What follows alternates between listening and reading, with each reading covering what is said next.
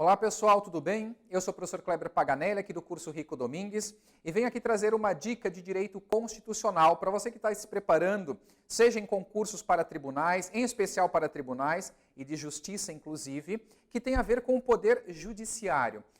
A organização dos poderes, ela geralmente aparece nos editais de concursos públicos. Aí você vai ter que focar se o edital faz algum filtro, poder judiciário, poder executivo, legislativo, e o que dentro de cada um desses poderes é cobrado.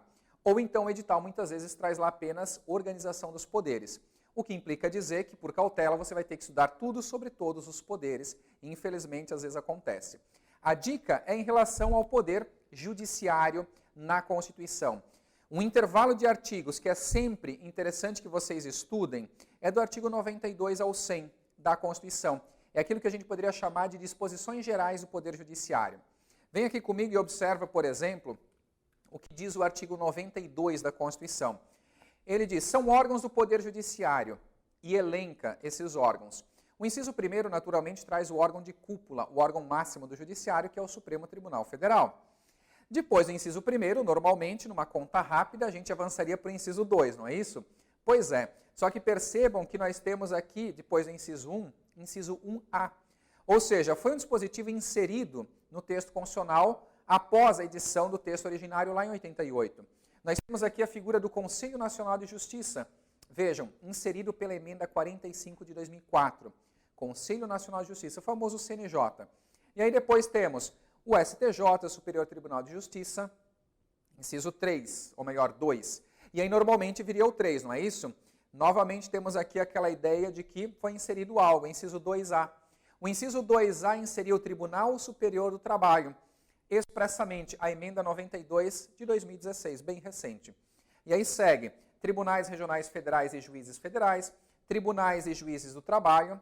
Na verdade, o TST, o Tribunal Superior do Trabalho, que é o órgão máximo da Justiça do Trabalho, tudo bem, ele foi inserido de forma expressa no inciso 2A aqui, mas ele já estava compreendido aqui, ó, no inciso 4, quando tínhamos a ideia de tribunais e juízes do trabalho.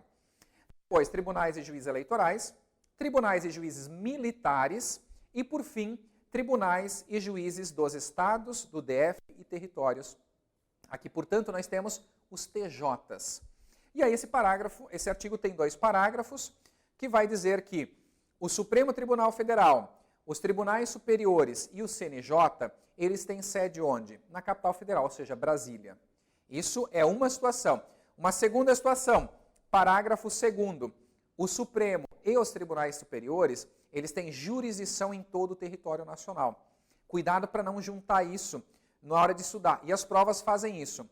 Vejam só, a organização do Poder Judiciário ela pode ser vislumbrada dessa forma, um organograma do Judiciário.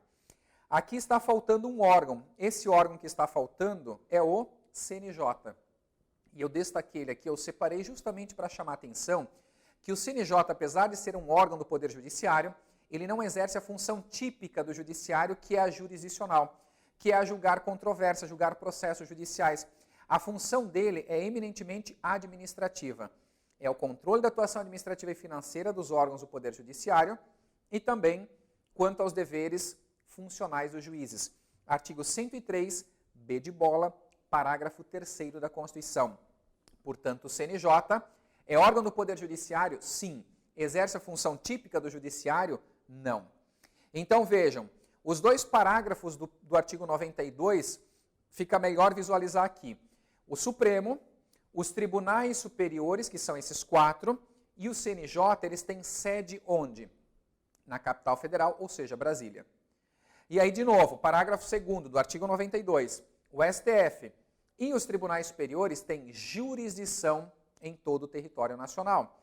De modo que uma ação que começa aqui numa vara de Florianópolis, em Curitiba, em qualquer unidade da federação, em primeira instância, pode chegar em um dos tribunais superiores ou até o STF. Podem chegar, não necessariamente vai chegar. Aí vai depender do caso concreto. Por isso, a ideia de que eles têm jurisdição em todo o território nacional. E só para fechar o raciocínio, então, não confunda quando o examinador junta o parágrafo 1º e 2º do artigo 92. E ele diz o seguinte, o Supremo, Tribunal Federal, os tribunais superiores e o CNJ têm sede na capital federal. Ok. e jurisdição em todo o território nacional. E aí que está a pegadinha.